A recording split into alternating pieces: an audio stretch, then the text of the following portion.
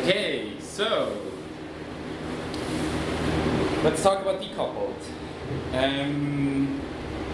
This session is a very, I don't want to say a self-healing group, but a bit something like that.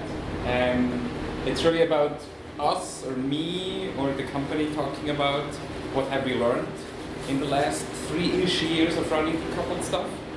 There is a lot of things you might agree, there's maybe also a lot of things that you might not agree with, but that's what it is. But if we say, who are we? I'm having 2 hats on today. One of them is an Amazee Labs hat, which is a Drupal agency since Drupal 6, roughly 46 people, and all over the world. So 24/5 support, and yeah, do Drupal since quite a long time. Jumped quite early on Drupal 8, and roughly 3 years ago started with Drupal, decoupled stuff. And then the second hat is the Amazee IO hat, which is around 15 people, and do hosting, and does a lot of hosting for Amazee Labs, but also a lot of other companies, and one of them is people asking for Decoupled, so that's where we are. And of course, as a hosting company, we are all over the world, not only 24/5, also 24/7. And who am I? My name is Michael. People call me Schnitzel. I'm the CTO of these two companies, and yeah. So let's look a bit into history. So until roughly 2016, mid of 2016, we only did Drupal. A lot of people already started to talk about Decoupled, and at that point it was actually more called headless. And up until then, we were actually very much against this. We wrote blog posts why we said we don't do decoupled sites. And one of the reasons we're going to see later in why we said at that point we don't. But it so happened that we had a customer that came to us and said, I want to have 12 completely different sites that look completely different, but I want to have one Drupal backend. Because my editors, when they write a blog or write a post, they need to say go to site 1 and go to site 3. And things like that. So that was the requirement. And we looked into a lot of different things, and of course like content sharing or different themes and things like that. But because the front end was so vastly completely different, we said, okay, this might be a good idea. This might be a good idea to decouple the front ends. So having 12 different front ends that talk to one single API. That's when we started this, and yeah, that was our first React project. So fast forward to today, 3 years later, we have multiple decoupled sites in production, and they are fully decoupled. We're going to go into the terminology a bit deeper. Some of them are done in React, some of them are in Vue, and also now some of them are done in Gatsby. Plus, we've also done progressive decoupling, which, like mentioned, we're going to go deeper into what it means. And one of the things that sticks, because yes, we're using 3 different tools, everything is GraphQL. In 2016, the project that we had, we said we want to use GraphQL and not JSON API, and that project is actually one of the reasons-ish that the GraphQL module exists today and where it is. So we always use GraphQL for, no matter if we run React, Vue, Gatsby, or even Twig. Also one of the things we're going to look into later. But it's always Drupal on the back end, quote unquote.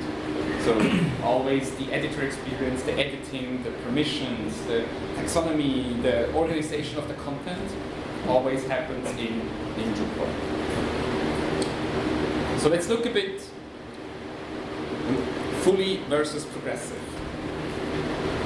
I think that's one of the questions that we really need to ask ourselves these days, because switching in a later stage is going to be quite hard. And so what does it mean? So basically, we fully decoupled means you use Drupal for the backend only, and the front end, Drupal is not doing any front end related things anymore. All the data or the content is sent by an API, mostly JSON, and can be done by JSON API or GraphQL or REST. But the data, how it is sent to the front end is JSON, and on the front end, mostly you have Node.js, but it can also be an iPhone app, it can be technical signatures, whatever. But there's another tool with another technology that consumes that. So this means everything that Drupal does for you is gone. So your views expose filter that you neatly go into the view and create doesn't exist anymore. A pager that pages through your views doesn't exist anymore. Facet API with search API, gone. Commenting, gone. Logging in, all gone. So all needs to be reimplemented. So because of that, we started on, and that's actually what we do most, we do progressive decoupling.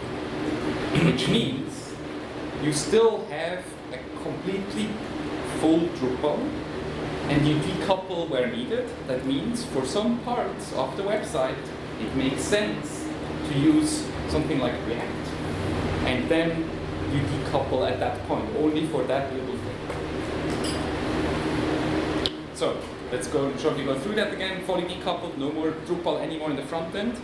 The Drupal editor interface still exists, so editors still go in there.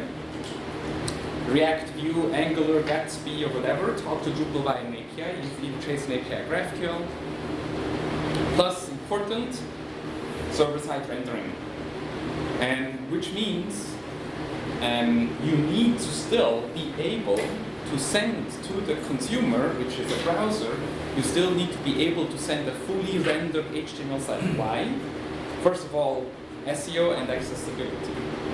Many crawlers, even though Google most informal claims that they can run JavaScript in their crawlers, you cannot depend on it. And also many crawlers beside of Google cannot run JavaScript. So if you send them, if your website is dependent on that JavaScript is running in order to see something, it's not going to work. Because of that, we have server-side rendering. So you make a request to the server, and there is a JavaScript running that fully builds the HTML. Let's say it's React, fully builds it, and sends it to the browser on the front end. And then, after it receives HTML, then the React starts inside the browser and starts to be a full React app. But the first request is HTML and CSS only. And the second is also accessibility. Many accessibility, or some accessibility tools, they disable JavaScript. And then you still need to, you still want that all these accessibility tools, they can read or understand the content. If you just send a JavaScript file over there, a Braille reader or a screen reader cannot do much with it anymore. And that was actually the reason that we said up until 2016 we are not using headers. Because these two technologies in terms of server-side rendering only started roughly there to happen. And like I said, every interaction needs to be implemented. So this means if you really like web forms, it's such an easy thing in Drupal to just download it and create a little web form. Now what happened, which is a good thing, is there are more and more open source plugins, let's say for React, that understand Drupal and can start to talk with it automatically. But it's not that you could just go into a module and install things. We're not there yet. We're going to get there at one point, but we're not there. And the other thing, and that can be either a very good thing or can be a bit of a hurdle, you have two different development streams. You can even have two completely different teams. For the company, or for the project that I talked about before with the 12 sites, the front end and the back end team, they were completely separate teams. They had different sprints. We just recently launched a site where we only did the back end. And the front end was implemented from a completely different company in another country, and we only agreed on a GraphQL schema with them, and that was our contract of working together. But the two different teams, they worked completely different.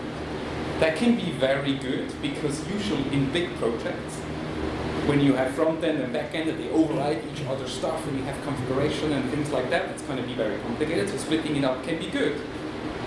But maybe in smaller projects, it's a hurdle, because the front-end team has maybe their own CI process, their own testing process, their own deployment systems, and the back-end has their own. So think about that. What does it mean if I suddenly have two technologies that need to be worked on.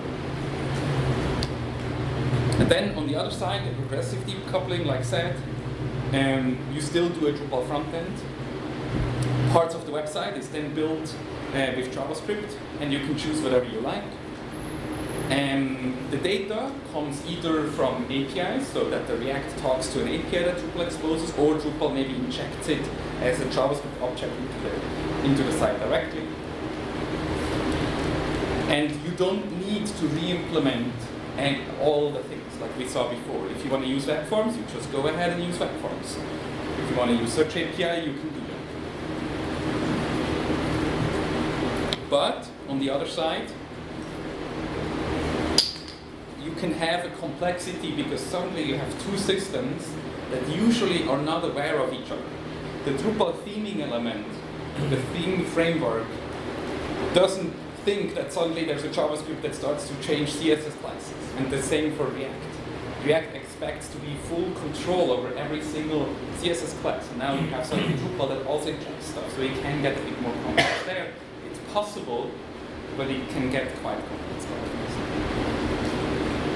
Okay, are there any questions around fully decoupled versus progressive decoupled? Yep. When you say progressively decoupled to parts of the website, yes. On the website you mean a page, like a section on it? Let me show you an example. So the question is, what do we mean with progressive decoupled? Let me show you an example. If I can do that.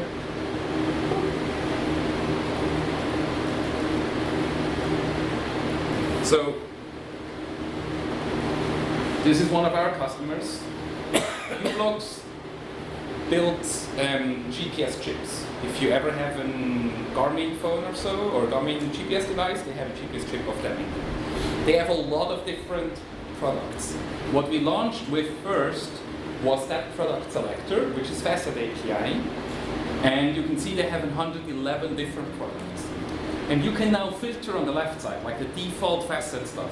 So I can say, okay, I'm interested in variables, I need updates, okay, I have 17 products left, and then I need short range, and then it starts to do stuff. But they said there's too much to select.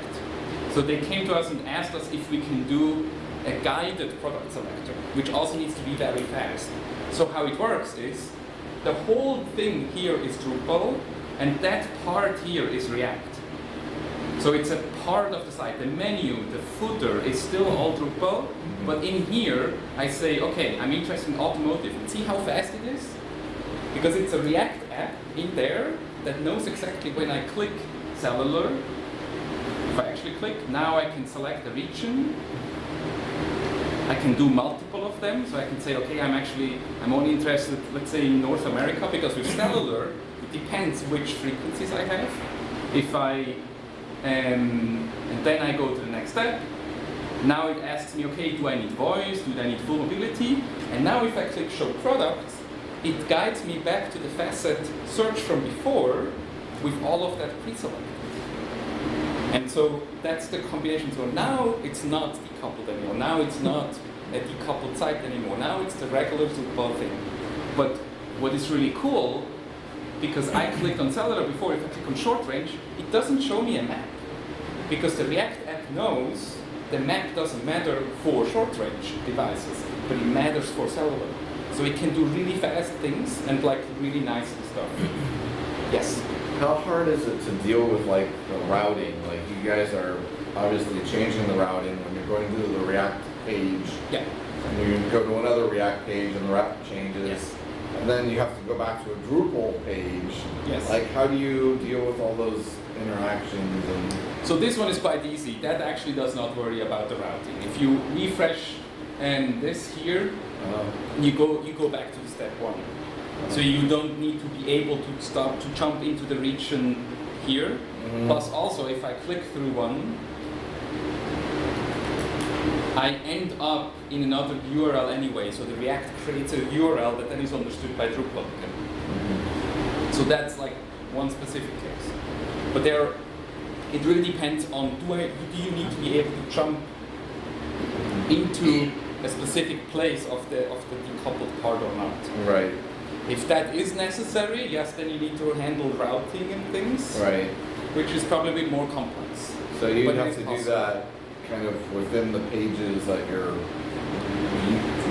React components live, track those routes and the Yes. responses Yes. over the Drupal routes. So the Drupal knows, basically the Drupal, for Drupal this is almost an empty page with some JavaScript in it. Yeah, That's all yeah. that Drupal knows. Right. Drupal has no understanding that inside of it, it actually has multiple Endpoints. endpoints. Yeah.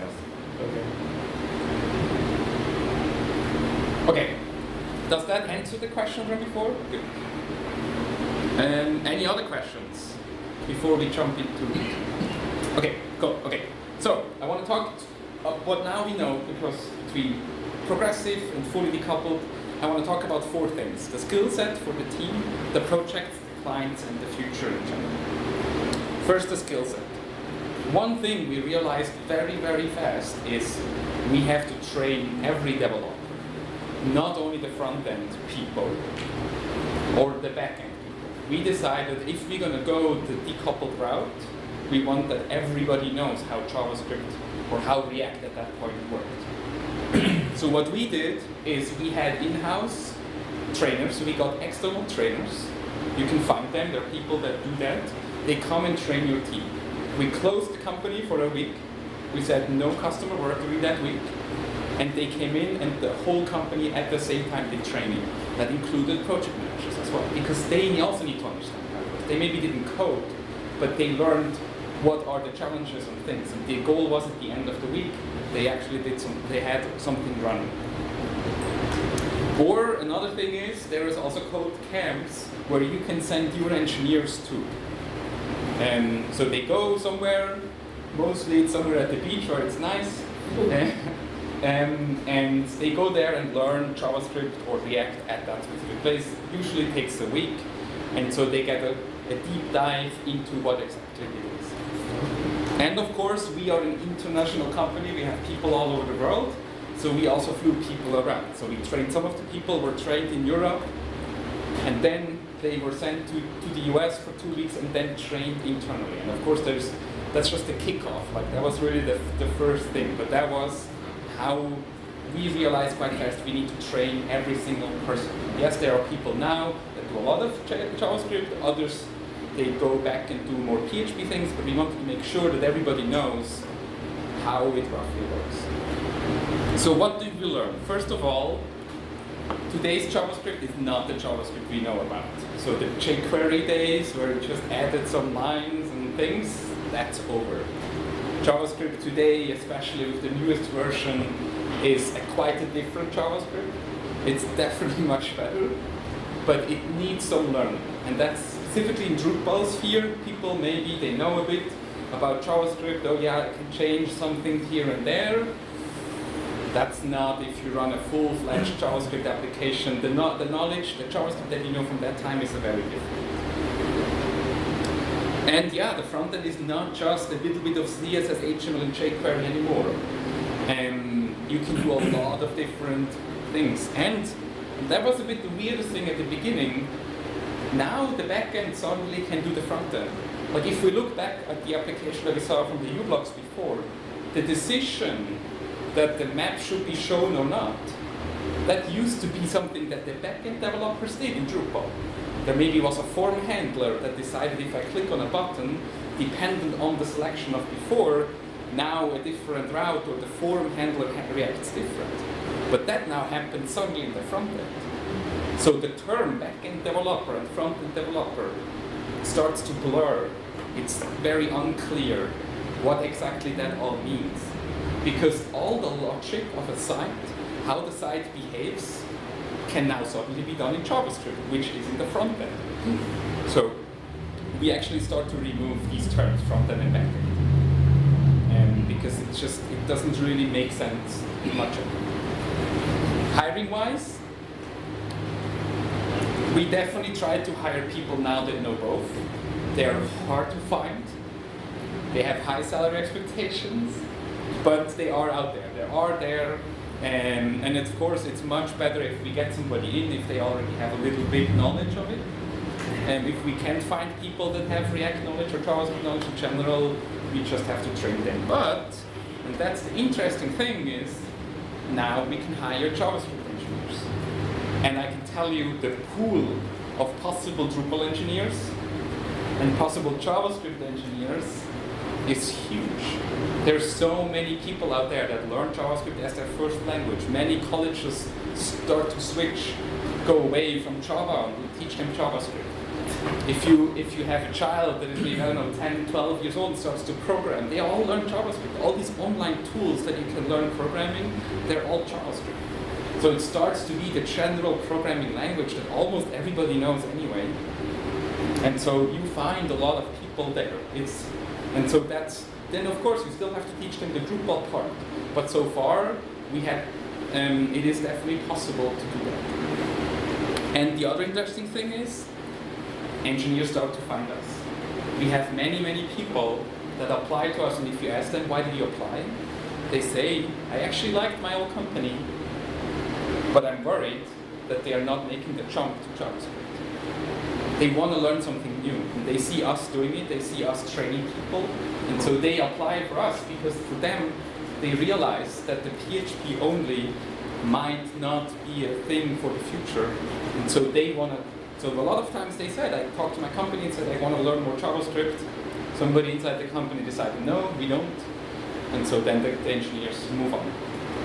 And that's actually the other topic about retaining. Engineers in general, they see new challenges.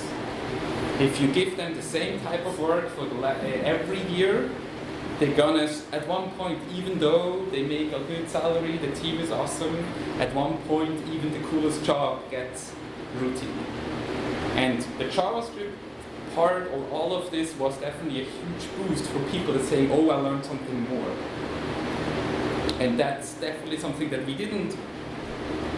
there wasn't a plan from the beginning on, but we realized that this helps people to shape their careers, learn something new, and want to stay with you as the company. So overall, the developers are in love. It's never, if you would ask the developers, they would always build it decoupled. There are hardly ever situations where overall they would say, no, we want to go back to the Drupal only world. Of course, the projects can fail and they can be hard, but from a purely engineer point of view, it makes a lot of sense to have a different system for the front end and the back end. Okay, to the projects. So the question I hear a lot is actually who pays for all of this? Who pays for the training? Who pays for projects that maybe the first projects they completely fail? So, and it is an investment. It is an investment from the company point that we know if we do the yearly budgets, or when we did the yearly budgets, we knew that in these years that we start doing all these things, that the profits or the revenue even is going to be lower than what maybe was before. We were super lucky that with the first projects where there was no React yet connected to Drupal, there was no GraphQL yet, and we had to build all of this. And some of the costs were shared between the client and us, which I know is quite uncommon, that a customer comes to you and says, we're going to invest with you. But they realized, the company with the 12 sites, they realized if we don't do it now, in 3 or 4 years, we're going to be gone. They're a media company and they knew that they need tools to get content out very fast.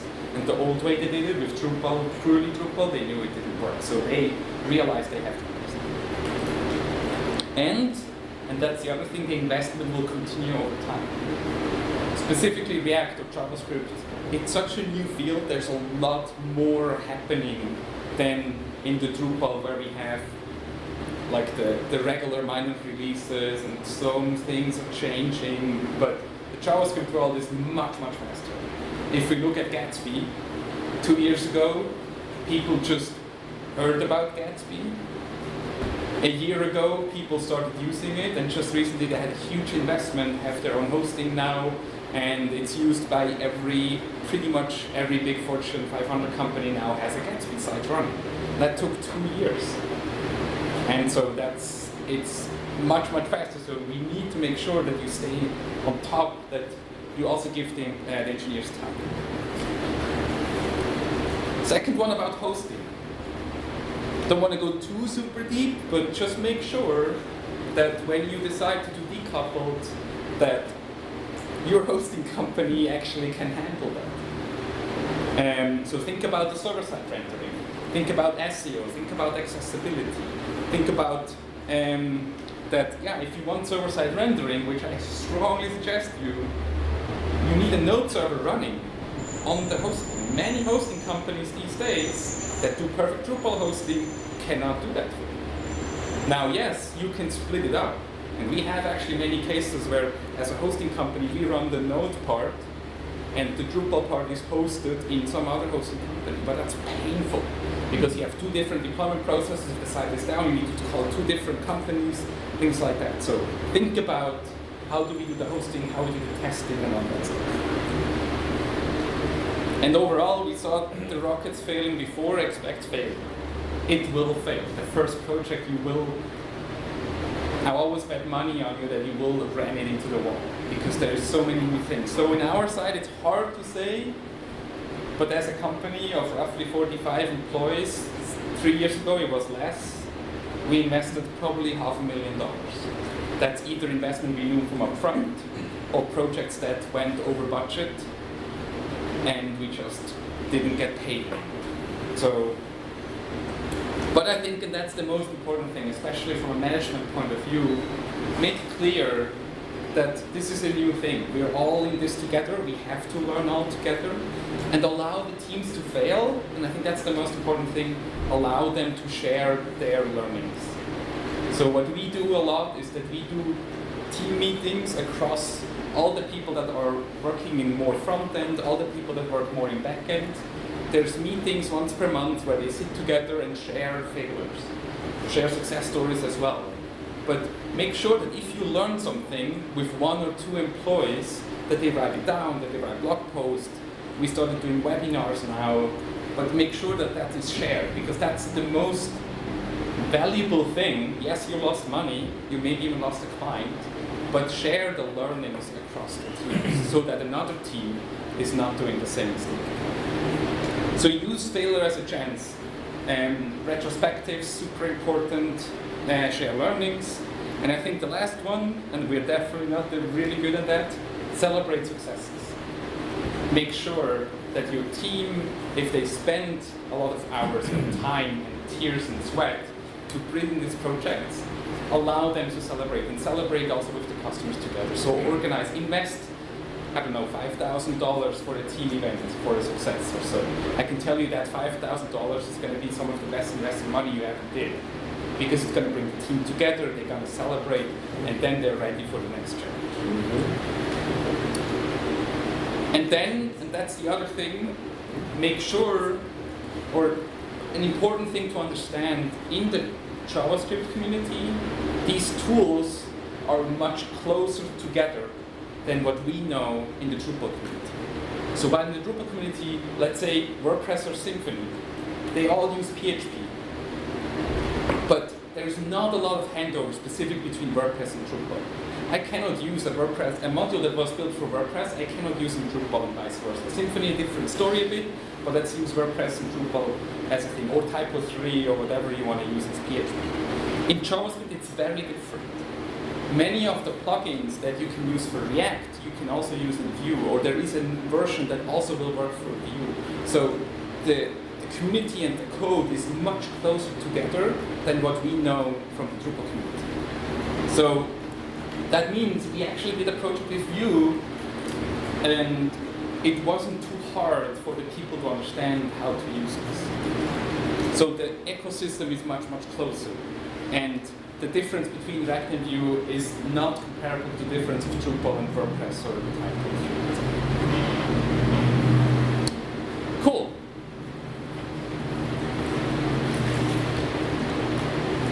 Let's go to the clients.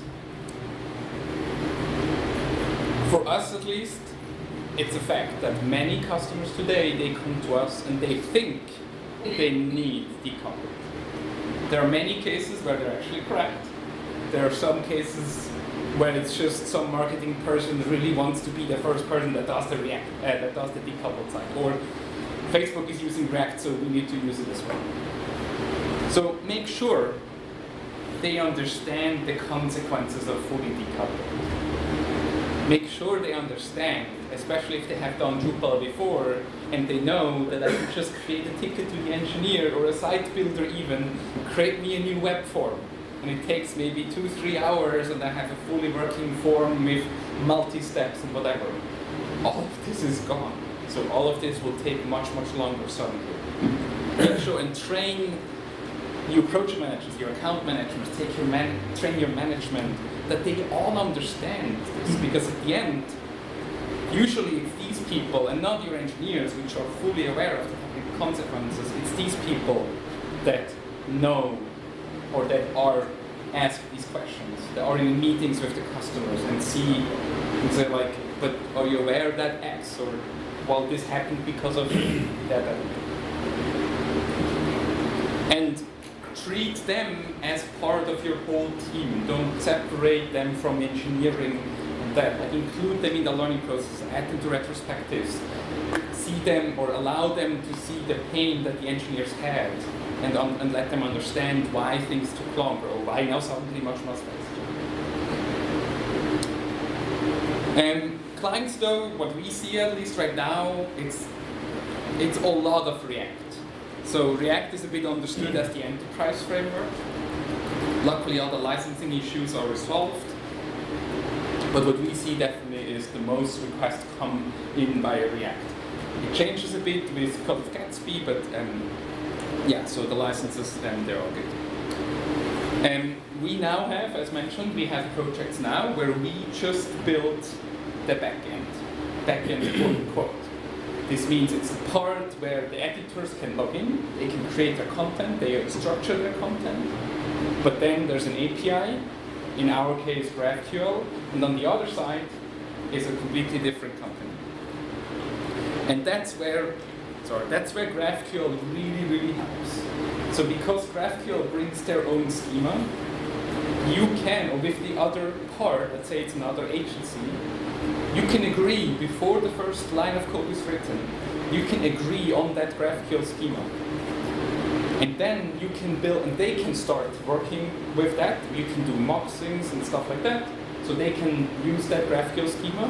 So their front-end engineers can work, and our Drupal engineers can make sure that the data that they return is exactly with that schema. And we actually had a project where we met with the customer, we defined the contract, we went apart for 3 months, and after 3 months we came together, we connected the two systems and they worked. And we never talked in between with that. We tried the same with other systems, with REST APIs, and we probably refactored the whole code again because it wasn't possible. But with GraphQL, with the schemas, that's what really was possible. Cool. Let's talk about the future. I guess the big elephant in the room is the question of, are we all going to go only decoupled? If you would ask me 2 years ago, I would have stated that quite strongly.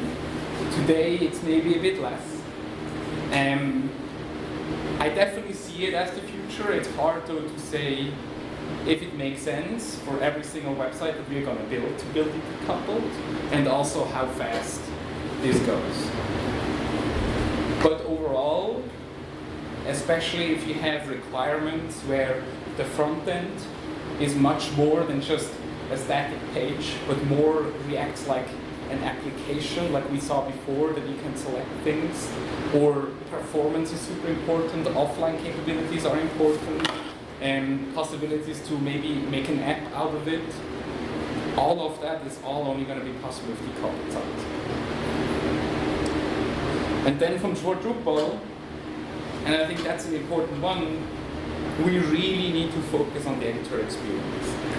If I look at all the pitches that we lose, we always lose because of the editor experience. Because we have customers now that we actually get paid to create a proof of concept. And many times the editors that are used to Adobe Experience Manager or used to Sitecore, they log into the Drupal editor interface and tell us that this looks like it was 5 years ago built.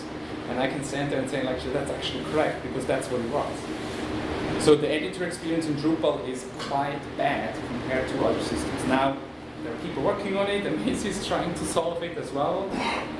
But I think that's important if we, because that part you still need. No matter how much decoupling you do everywhere, the editor experience is still going to be a super important thing.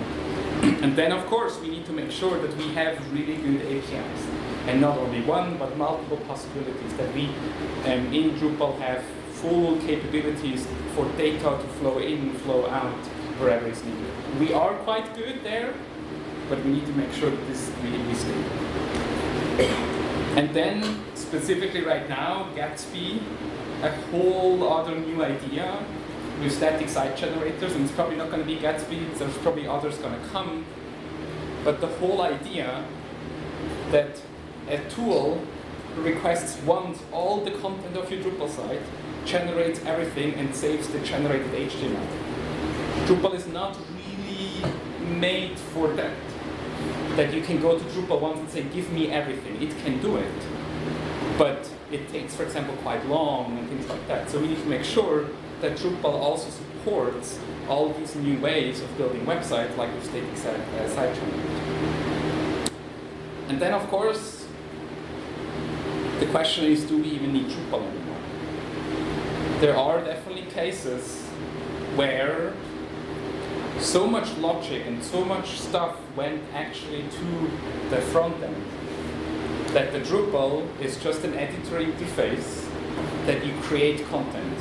And if you don't need specific workflows, if you don't need workbench, if you don't need crazy permissions, things like that, there are better and easier tools out there than using a full Drupal for this. Some of them are SaaS-based, some of them are just tools that you install, but I think we have to be aware of this, that if it's just about creating editing content and exposing that as APIs, there are other tools that are pushing into that space. I don't want to say that Drupal will be gone, not at all, because Drupal especially, yes, we have permissions and workflows and all that stuff. It's awesome for that because it's so flexible and configurable.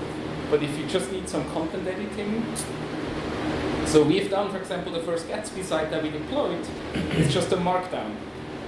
Just a markdown site, the editor goes to GitHub, edits their stuff there, saves it, waits 2 or 3 minutes, and it's deployed on Gatsby. Worked perfectly for that editor. It's 2-3 people that we had to teach. We don't have to worry about the Drupal that needs to be updated, secured, and whatever. Of course, if then suddenly they come and say, well, now we need permissions and workflows, then we maybe then go into a Drupal. But as a first step, it wasn't necessary at all. You do images. When they edit images? The same. It just copy, paste, drag and drop them into GitHub. There are tools that make it even easier, so it looks like an editor interface, but at the end it's all Git commits. And if you have a bit like a person that understands a bit about Markdown, it's super normal for them. And yeah, we don't worry about security updates, sites being hacked and all that stuff, it's all gone. And the best thing is, if you want to go back, and I can tell you exactly how the content was yesterday at 3 p.m. because it's revision anyway. Like I can even know by line who edited what. I mean, try to do that in a Drupal. Right? So there is also things that suddenly come that we didn't know existed. Okay, yeah, let's talk. I'm interested in what you think. Yes. If you're doing progressive decoupling, how do you get your Node.js rendered backend objects into your Drupal site? So you mean like how we do server-side rendering? How do you do server-side rendering for your Node.js stuff in Drupal? We don't right now. You don't? No. So does that affect search? So for us, many times the progressive decoupled stuff solves a problem that you can otherwise already see. Like the one with the guided selector, all the products are still visible via the regular product selector. I see. We have done, for example, a hotel search with a map. So it's a dynamic map like the Airbnb that you zoom in. When it zooms in, it updates hotels on the left side. If you don't have JavaScript enabled, there's still a search behind it that works without JavaScript. So we then basically, the progressive slaps on top of it and uses that. So yes, be aware that if you do progressive decoupling and you don't have server-side rendering, if there is a specific part of the website that is only accessible through that progressive decoupling, make sure that you at least have sitemap XML that teaches the crawlers to find it. Yes. Given that you've leaned hard into GraphQL, how much do your teams need to know about JSON API? How much did your teams need to know about JSON API? Nothing. Nothing. No, we've never used JSON API. It's all GraphQL completely. So I don't even think they could. Are you using the JSON API plugin for Drupal, or are you still just pulling the data with JSON API? So are you talking about Gatsby or just Well, in general? for your projects in general, are you using like the node? Are you using because I think there's like a GraphQL plugin for Drupal as Yes. well, right? Yes, we're one of the maintainers of it. Yes. Okay. So there's a GraphQL module, Yeah.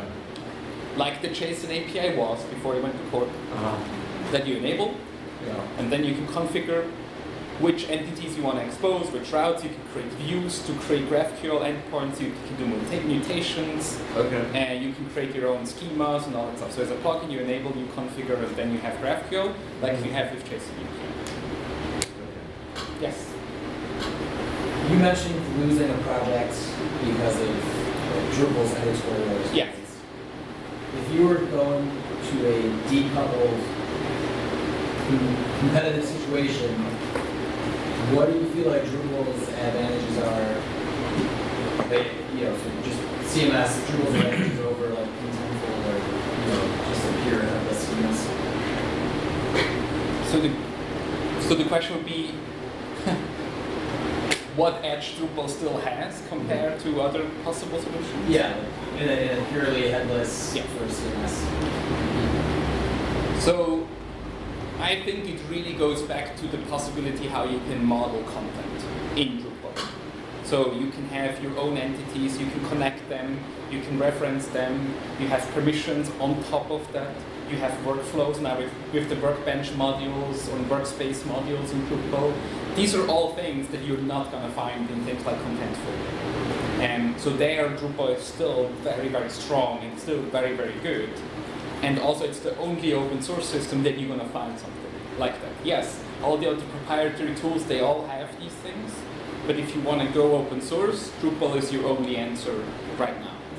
And so there, Drupal is super strong and really good in just handling content. Then next level multilingual, a whole other topic that a lot of other tools either have no support, like Contentful, or do really good things. So I think if you really need really good tools to handle your content, to know what has changed when and things like that, there Drupal is the only tool I can see right now in the open source space that can do that. With the problem that the actual editing itself feels very dated, but there are now initiatives to actually make that specific part much better. Yeah. So I understand that in a truly decoupled system, CMS is supposed to only expose content by Yes. APIs, but there are a lot of proprietary CMS who are starting to market headless CMS or decoupled CMS with a drag and drop page builder. Yes. So have you encountered that or tried that to do, like say, using the layout builder panels to put together blocks, but then they transform into a React page in the front end? Have you had that requirement or have you tried? Yes, actually, so the question is how do we handle basically drag and drop or dynamic page builder, The marketer would like to. which then later needs to be sent to the front end and then. So what we basically did is that your front end needs to understand all these individual pieces. So for one of the sites, one of the first sites that I was part of, we used paragraphs where you can actually connect things and you can do all that stuff. But then the GraphQL exposes every single paragraph individually with a type. And that is matched to React components that are dependent on these paragraph types. So that when a user says, show this on the left and this on the right, that the front end, when it renders, it gets that information left and right and starts to render it based on that. So you basically pass the information about the layout to the front end, and the front end needs to be able to react to that. And so far that's the way we saw it. There's other ways where the editor experience actually generates HTML, pure HTML, and not individual entities. And what you get on the front is just a blob of HTML. And that's going to be very hard. I mean, of course, you can just paste the HTML in there and hope it looks good. But that's usually where your problems start, because the editor maybe created something that doesn't fit in the width or the height or whatever in it. Then, of course, you can parse this again and you can try to figure it out and stuff like that. But that's a bit the hard. But I don't think that's any different to what we know today. If you use regular Drupal, it can happen that if the editor interface allows them to create, drag and drop images and float them and do whatever. The really interesting thing, and I didn't focus too much on that though, is that there is of course the possibility that React as a tool can also do editing, can also do editor experiences. And so the really best thing would obviously be that when you are logged in as an editor and you go to the front end and you see a typo, you go in, change the typo, there's maybe a save button that pops up, you save it and done. So that you don't even go into the editor backend. Now Drupal tried to do that with quick edit, but I'm not sure if anybody actually uses that really, because it just changes everything all the time. But with React in the front end, that would also be possible. We have done some tests, we're not there yet, but that would obviously be the very best, that the editor doesn't even realize anymore that they're editing. They're just going to the production side and change stuff, and then you send it via an API again to the backend. That saves it. The next time it comes, it looks exactly the same. With the partially decoupled, what's the thought process like when you're designing the sites in what becomes React and what doesn't? Because maybe for performance, you just do everything in React, and it's only when it kind of is like a complicated view with filters and stuff like that, you kind of fall back. How do you make that decision? So the question is, when do you decide in a progressive decoupled which part is going to be what?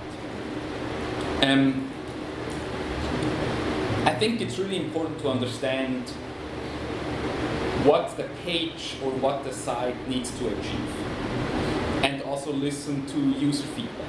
Like the uBlock stuff, we launched without that guided product site. We just launched with the Facet API. And over time, based on user feedback, we heard that this thing is very hard to use. And basically, so it was at the end, it was like the usability part that people came and said, is there another way to do this? And so that was something we added as a second level on top. So that's definitely one part, is that we built the sites without any decoupling, and then based on user feedback, we heard that this is going to be a problem. There's another case where we built a donation form, where the donation form was completely like every time you clicked, it sent the request to the backend, and it came again, because it was quite a complex system. And there, we knew from the very beginning, so when we looked at what the site needs to do, and we asked the customers based on what is really painful on your current site, they immediately jumped that the donation form is a problem. So we knew that part, we didn't know 100% it's going to be decoupled, but based on the feedback that we got. So I think it's always something that really needs a close communication with the customer. But I would definitely say just performance itself is not the only checkbox. If somebody says this needs to be very fast, you can also do it in other ways. Yeah. So I mean, something like the example, the basic page content. Yes. Like if you wanted to leverage the performance of that, is it worth kind of writing? I don't think so. I think the progressive decoupling makes really sense if the site goes into more to behave like an application, like what we saw before. I can show you another one maybe.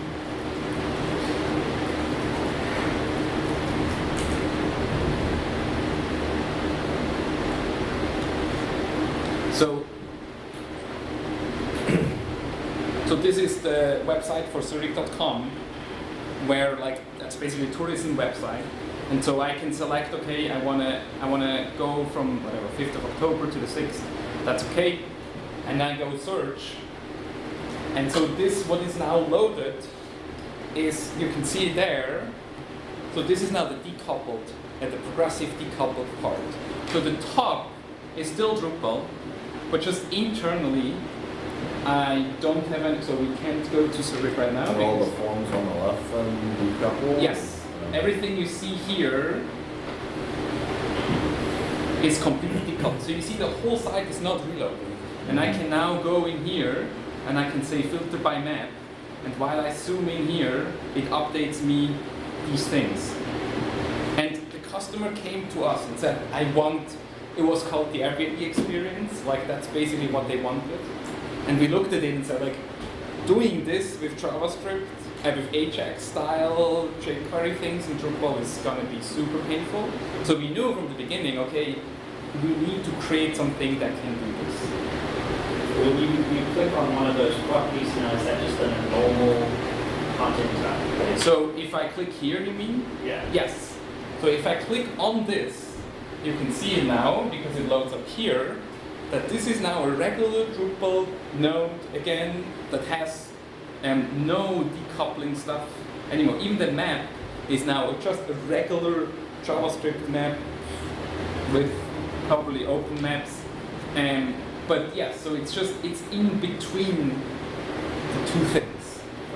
And so, yeah, so I would say going back shortly is like really figuring out what does the customer really need, or where is the site, and maybe try it without, because like a good input was from before, the progressive decoupling doing server-side rendering is going to be quite hard.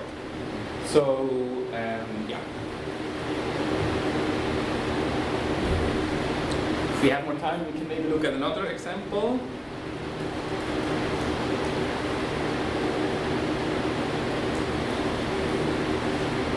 So that was the donation stuff, if I find it now. Donate.